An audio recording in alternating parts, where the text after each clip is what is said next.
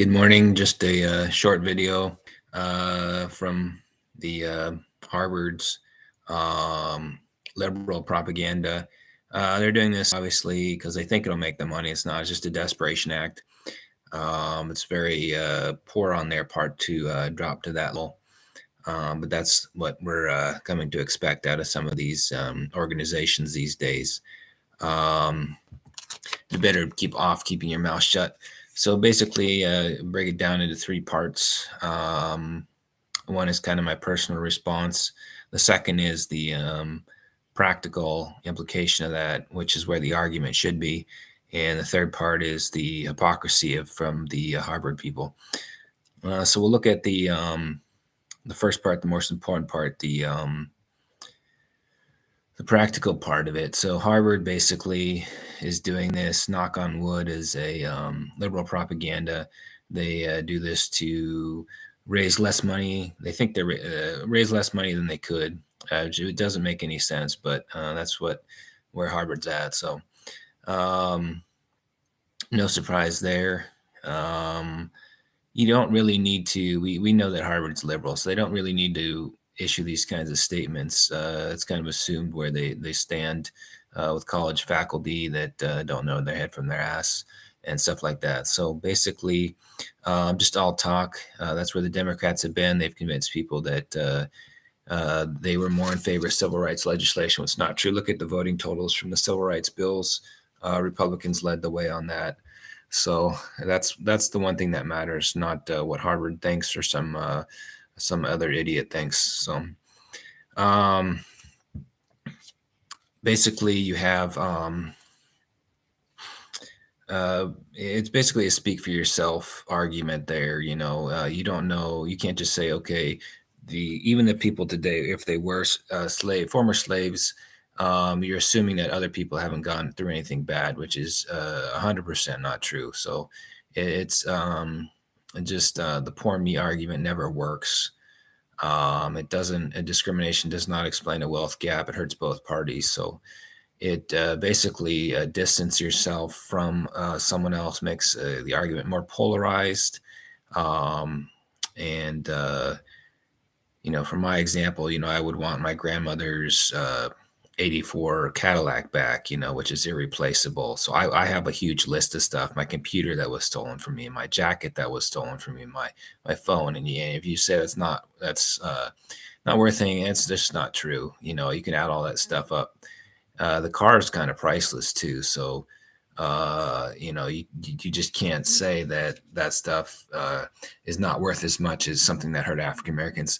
The inheritance people, if you look at those numbers just for whites, those usually 40 plus on their age when they inherit that, and the government takes about half when it gets to a certain level, a meaningful level. So just to say that people live off of that, it's not true. Bezos, Gates, Zuckerberg, all those guys did not get rich off of inheritances. So that's just it's not an argument at all on the Democrats' part there. So there you have it on that. You just can't say that slavery is a reason for the wealth gap. It's Hispanics are below African Americans. So you have a bullshit argument there. Just looking over my notes. So you have African Americans already on these kinds of things, Medicaid, food stamps, housing. They're already on it. It's not getting them anywhere. So the government racehorse is never going to beat the free market racehorse. So anything that happens here on this subject is not going to help African Americans. They need to work and be smart with their money. Those are the two things that will get them to where they. If they want to advance. Asians are ahead of whites, and I could care less. So I wouldn't pay any attention to it. To be honest, it would be if I was in charge of Harvard, and I had an opinion on this subject, I wouldn't give it the time of day. So that's where I'm at with my businesses. I'm here chatting, but I never bring this argument into the business argument because money's what makes the world go round. So we'll leave that at that.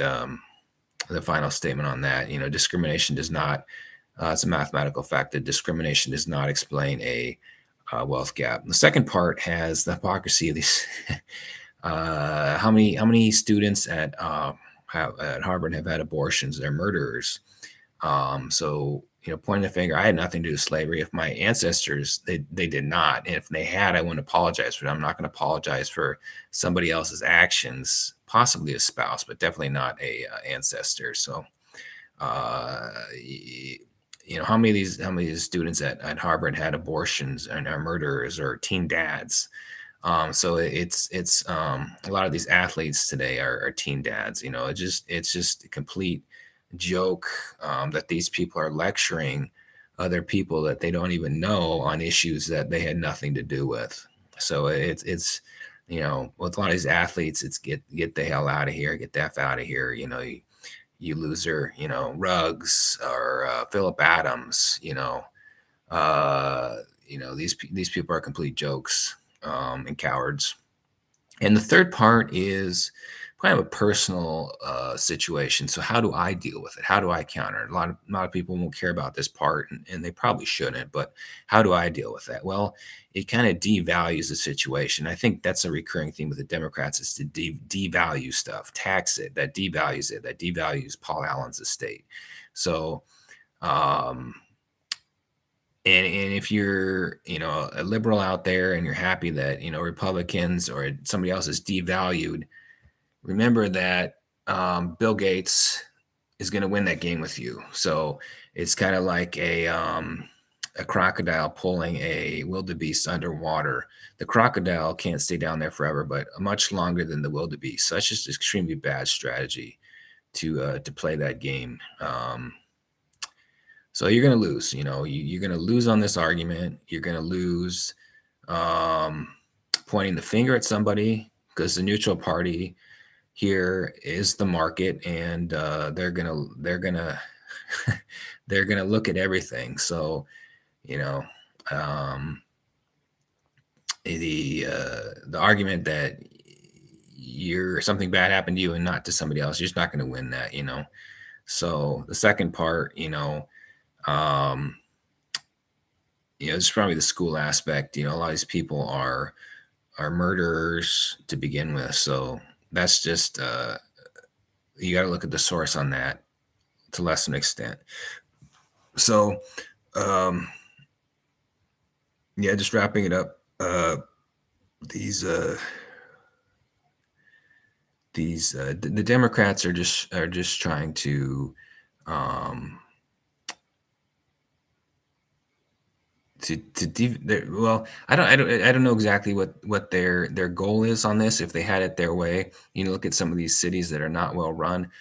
They think that you can change the pecking order. They can't, so they're going to spend all this time and money on it and not get anywhere, which is fine if they're using their own money, which is where it's at. So, but their argument there is it's way off, and